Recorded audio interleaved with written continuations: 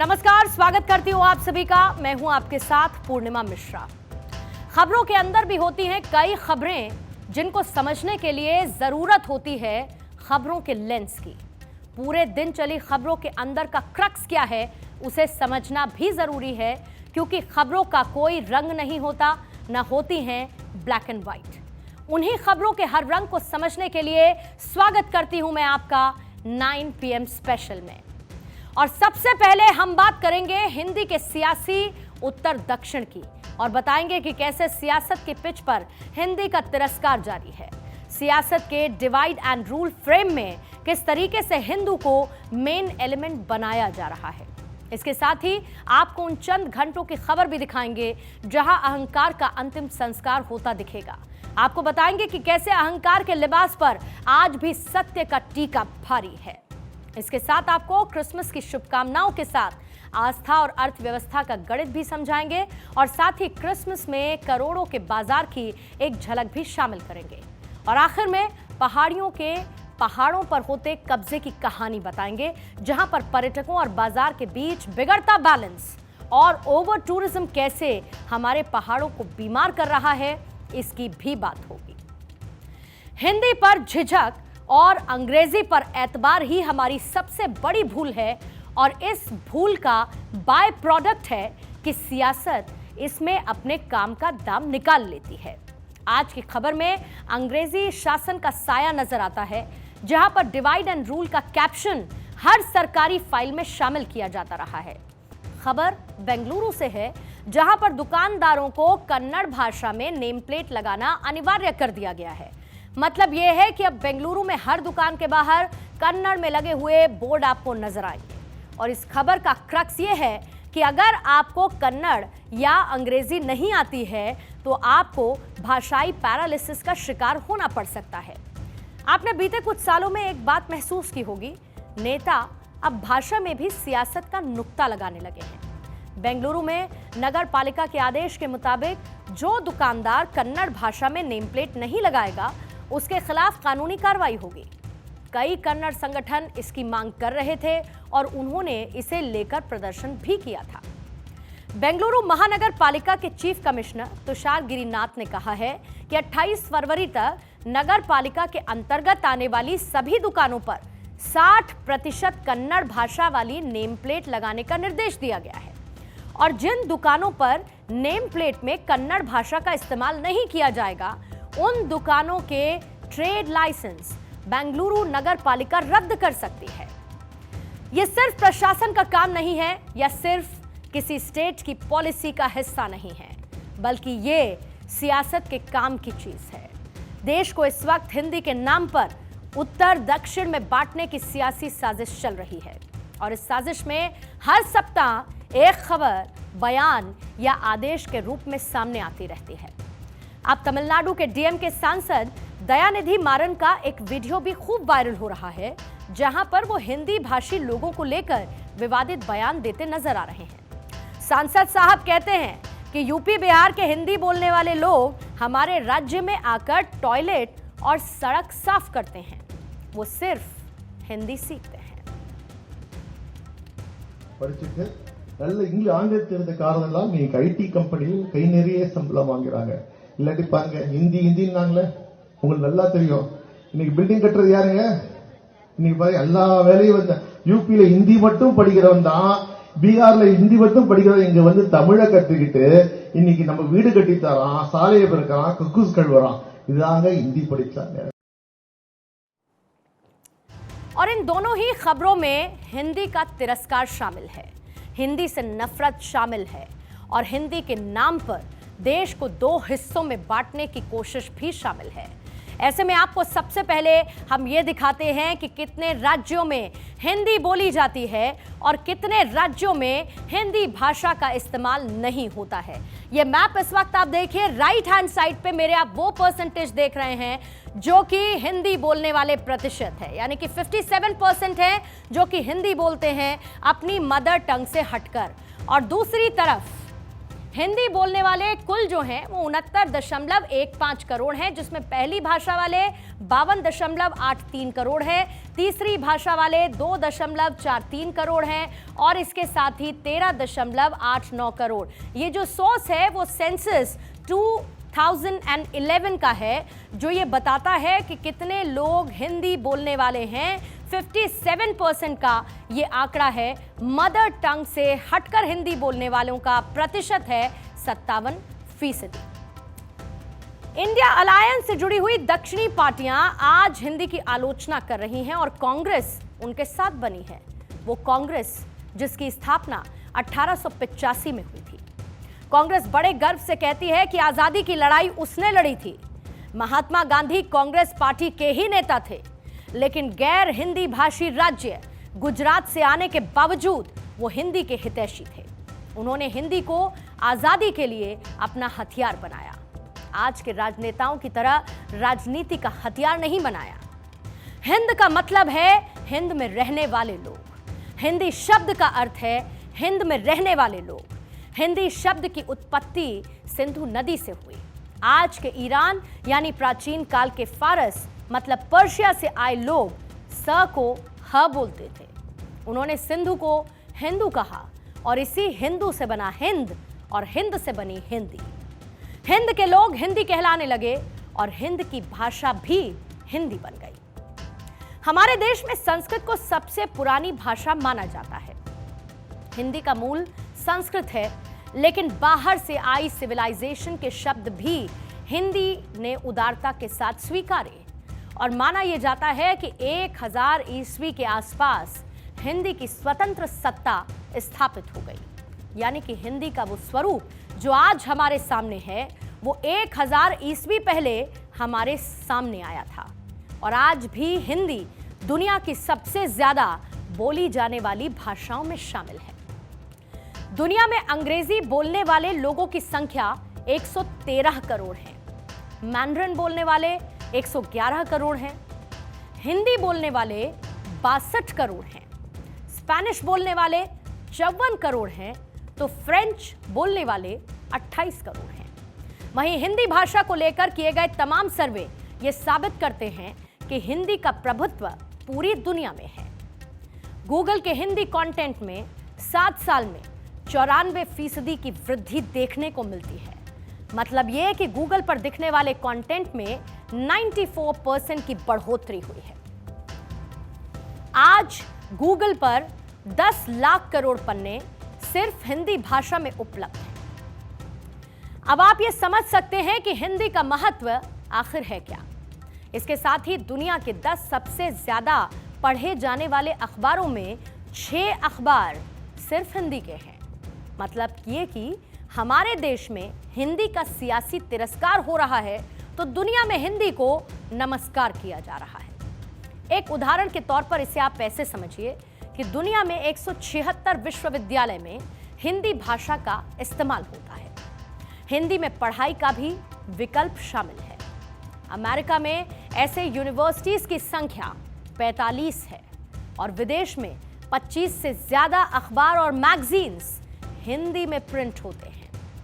और सबसे बड़ी बात यह कि दुनिया के 150 देशों में हिंदी का अस्तित्व है। मतलब आप 150 देशों में जाकर अपनी हिंदी भाषा में बात कर सकते हैं और उस पर गर्व महसूस कर सकते हैं। हिंदी को हराने के लिए सियासत अपने काम में लगी है। दरअसल इंडिया गठबंधन को अभी एक बड़ी लड़ाई का सामना भी करना पड़ सकता है और वो लड़ाई है उत्तर दक्षिण की भाषाई लड़ाई। दरअसल डीएमके और उसके नेताओं की ओर से दक्षिण भारत में हिंदी थोपने के खिलाफ बार बार अभियान चलाया जाता है और वो हिंदी को राष्ट्रीय भाषा मानने के खिलाफत करते हैं, क्योंकि उनकी सियासत, उनकी पॉलिटिक्स का ये एक हिस्सा है। हम आपको कई बार ये याद दिला चुके हैं कि संविधान बनते समय ये तय हुआ था कि 15 सालों तक हिंदी अंग्रेजी राजभाषा रहेगी। 15 वर्षों बाद अंग्रेजी को हटा दिया जाएगा और 26 जनवरी 1965 को ये अवधि खत्म भी होनी थी। लेकिन उस समय मद्रास में यानी कि आज के चेन्नई में हिंदी के खिलाफ एक आंदोलन छिड़ा। इस आंदोलन से कई नेता निकले और इसी आंदोलन में करीब 70 लोगों की मौत भी हुई। और यही वो वजह है कि हिंदी का विरोध आज भी दक्षिण में सियासत को भाता है। उसी आंदोलन से जुड़ी हुई कुछ तस्वीरें हम आपको दिखाते हैं, जहां पर हिंदी विरोधी आंदोलन ने तमिलनाडु की राजनीति में द्रविड़ पार्टियों के प्रभुत्व के लिए बीज बोया था। और इसी हिंदी विरोध ने कई नेताओं को सत्ता के शिखर पर पहुंचा दिया था।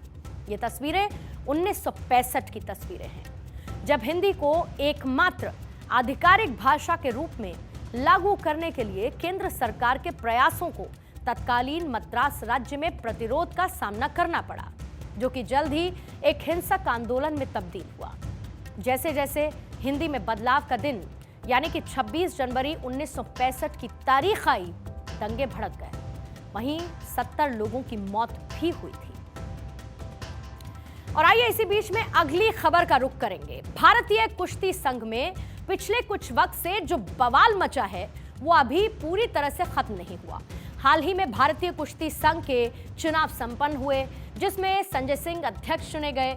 चुनाव जीतने की अगली सुबह जब संजय सिंह फ्लाइट में बैठे तो मोदी सरकार ने उनकी पूरी ताकत को फ्लाइट मोड में डाल दिया। वहीं संजय सिंह की जीत के साथ ही ब्रिजभूषण के घर के बाहर कुछ पोस्टर लगाए गए थे और इन पोस्टर्स के जरिए यह साफ हुआ था कि चुनाव भले ही संजय सिंह जीते हों, लेकिन असली जीत ब्रिजभूषण शरण सिंह की हुई है। और इसकी झलक उस समय देखने को भी मिली जब जीत के बाद संजय सिंह की जगह ब्रिजभूषण को मालाएं पहनाई जा रही थी।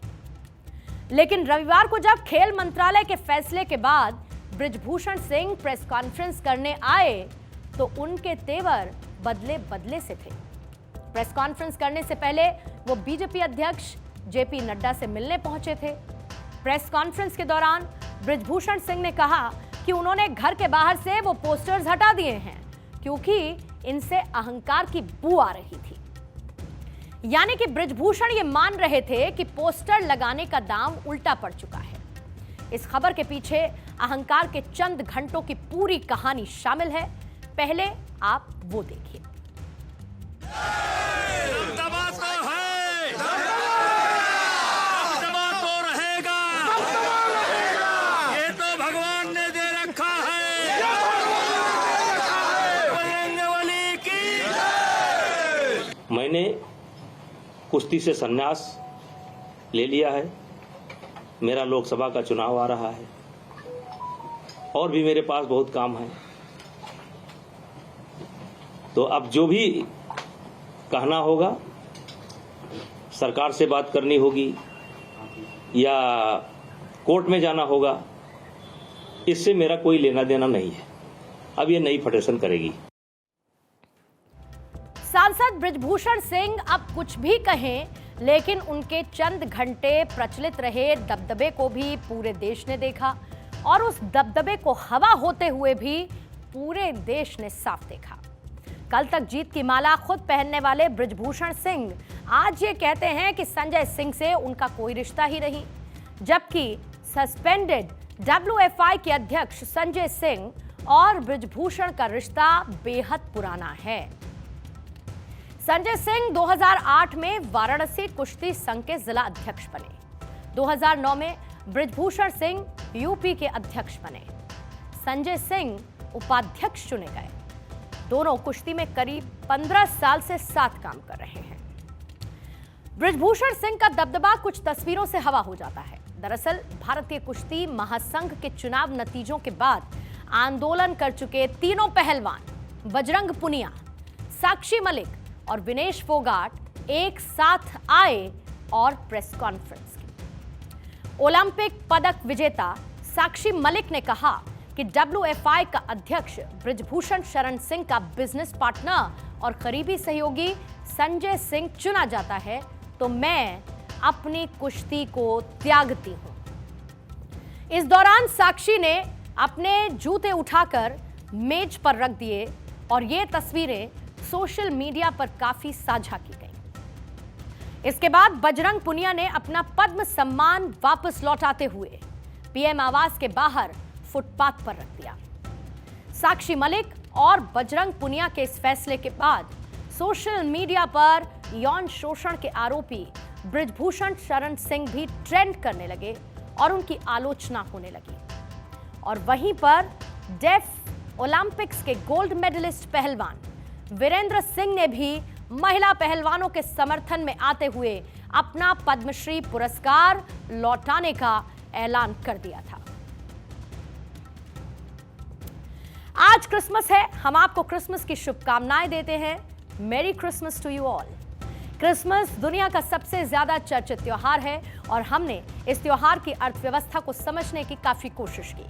क्रिसमस में सेंटा क्लॉज बच्चों को गिफ्ट देने के लिए आते हैं और सेंटा की अपनी एक अर्थव्यवस्था है।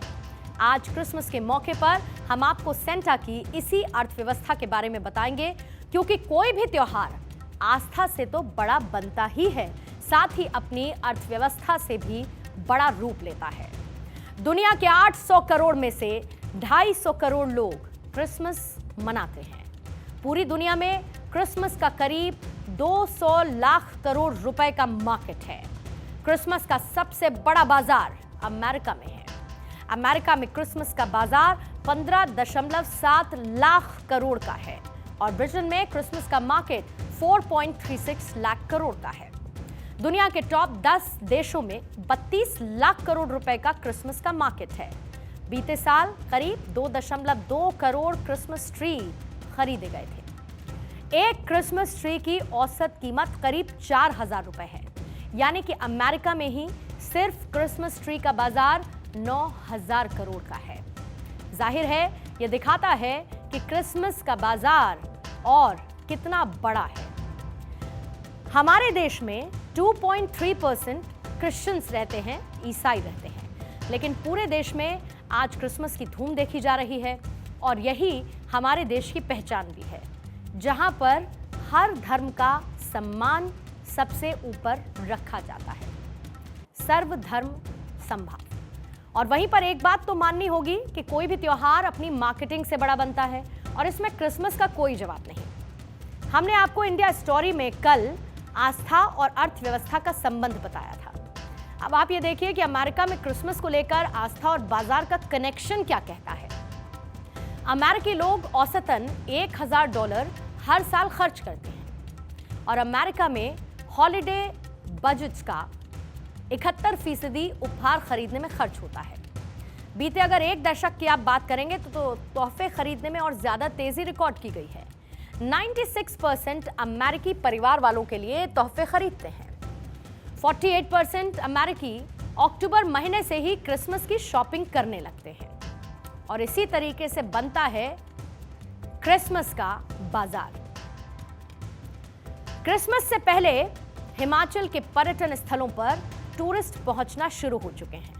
मुमकिन है कि आपके भी दोस्त, आपके परिवार वाले, आप खुद इस वक्त इन टूरिस्ट प्लेस पर मौज मस्ती कर रहे हैं। मनाली में काफी संख्या में टूरिस्ट पहुंच रहे हैं।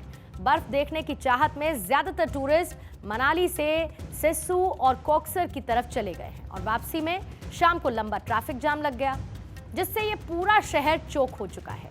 कुछ तस्वीरें इस वक्त आप देखिए और ये समझिए कि इस खास मौके पर पहुंचे हुए टूरिस्ट किस तरीके से लंबे लंबे ट्रैफिक जाम में फंसे हुए हैं। पर्यटकों की ज्यादा संख्या में पहुंचने से सोलांग में करीब 4 से 5 किलोमीटर तक का लंबा ट्रैफिक जाम लग चुका है और इससे जाम में सैकड़ों गाड़ियां फंसी हुई हैं। बीते कुछ सालों में हमने देखा है कि किस तरीके से टूरिस्ट का हिल स्टेशंस जाना और वहां की अर्थव्यवस्था के बीच का बैलेंस बिगड़ता हुआ नजर आया है। इसको एक टर्म हमने दिया है, ओवर टूरिज्म। इसी ओवर टूरिज्म से हमारे टूरिस्ट स्पॉट बीमार हो रहे हैं, लेकिन शायद हम इसे खबर की तरह ही देखते हैं और खबर की तरह ही छोड़ देते हैं, जबकि दुनिया के कई देश ओवर टूरिज्म को लेकर अब सतर्क हो चुके हैं। दुनिया भर में पर्यटन स्थलों को बचाने की कोशिश लगातार जारी है। जनवरी 2023 से वेनिस में पर्यटन स्थलों पर $3 से $10 चार्ज बढ़ चुका है। बीते साल इटली में क्रूज शिप को पर्यटन स्थलों पर बैन कर दिया गया। एम्स्टर्डम और साथ ही बार्सिलोना में पर्यटन स्थलों पर निर्माण कार्य में रोक लगा दी गई। तो भूटान में विदेशी पर्यटकों के लिए 2.5 साल से रोक थी। हिमालयन किंगडम ने भी अपने चार्ज $200 तक बढ़ा दिए हैं और इसी तरीके से एहतियात बरती जा रही है ताकि तमाम देशों में ओवर टूरिज्म ना हो और हमारे टूरिस्ट स्पॉट्स उस दबाव को ना झेलें।